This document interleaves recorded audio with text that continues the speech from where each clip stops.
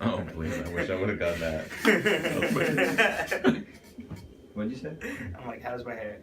There you go. This part's edited out, right? Sure it is. Okay. Editor's edition. Okay, what's your favorite fencing result or moment? Jeez. Honestly, I think I gotta say this JO's second. I mean, I've been in senior teams, and we made it to the finals twice. And I've gotten top 8 in cadet and made to 16 in juniors. And over 10 years of fencing, it's really hard to find, you know, like a really solid moment. But like, I don't know if it's just because this is a really fresh moment, but this was such a crazy moment. Mainly because it's my last JOs at Northwest, maybe forever.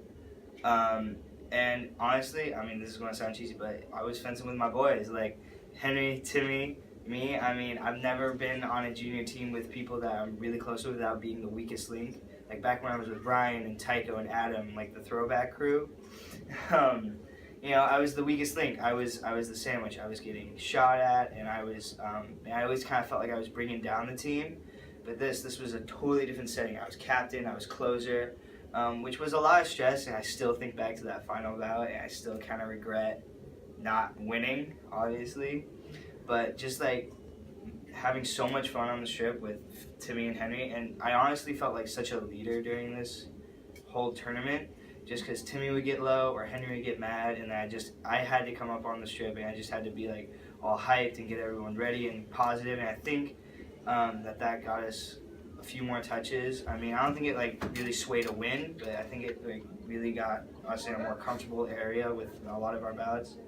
And beating up on that final strip and like looking back and seeing Timmy and Henry and Cody like jumping up and down, like right before we lost the lead, like when we had the lead before Ryan Griffiths came back. Just like looking back and seeing them all there, and then looking in the crowd and just seeing all the Northwest fans there is one of the best feelings I've ever had. Have you guys gone back? Did you guys ever watch the live stream? I have watched the semifinal live stream probably about 4 or 5 times. Where do you find them? It's on Facebook at Northwest Fencing Center, and then I've watched the semifinal one probably about 10 times. Mainly just my bout or the final one. I've watched them a lot. Like my dad will come home and I'll be on the computer and I'll just be watching. I'll rewind and I'll watch again. So yeah, I've watched them a bunch. Why should somebody fence, and why should somebody fence at Northwest? You guys have hit me with some hard questions. I mean, not hard questions, but like really extensive questions. I've only been at Northwest my entire fencing career, and I started here when I was 9. And some reasons why someone should fence. First of all, it's a good physical activity. I mean, you're getting your exercise. You get a chance to do both individual and your team events. You know, for those people who like don't quite fit in a team sport but like still want to do teams, fencing is a great option because you have a chance to do your individual, and you have a chance to come together and feel that team spirit, which is always important.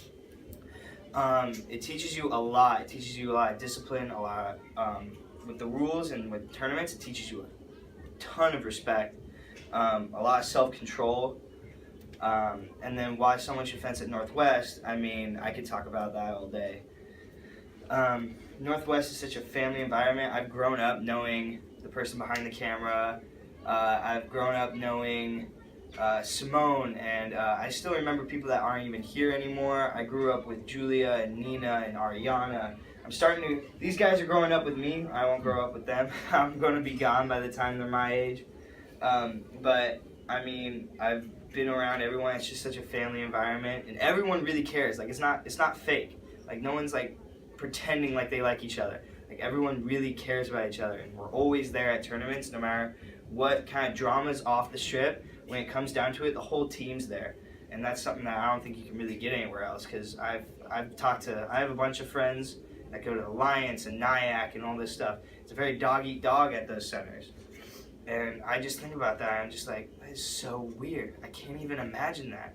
Because here, we're always pushing each other. And even if we're like in a dog-eat-dog kind of moment, it's always with the goal in mind to like get each other better. Like, I may not like that Timmy's beating me, or I may like that I'm beating Timmy, but I'm going to tell him how I'm beating him, because then he'll get better, and then he's going to tell me how he's beating me, and then I can get better, and it's just a constant thing. When it's dog eat dog, I mean, there's just no reliance, there's no significant improvement, and there's no like team spirit like there is at Northwest.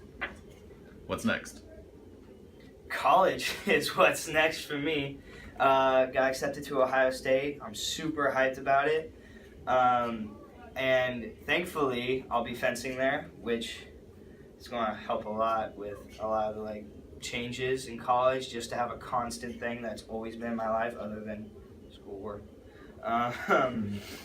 I mean, I'm super pumped for college. I mean, I think about it pretty much every week, how much I just want to graduate, have a nice relaxing summer with all my friends and my fencing family and my family, and then go off to college and have this whole great experience. So yeah, that's pretty much what's next in store. That was awesome. Very cool. Yeah, All right, cool. thanks. You guys need to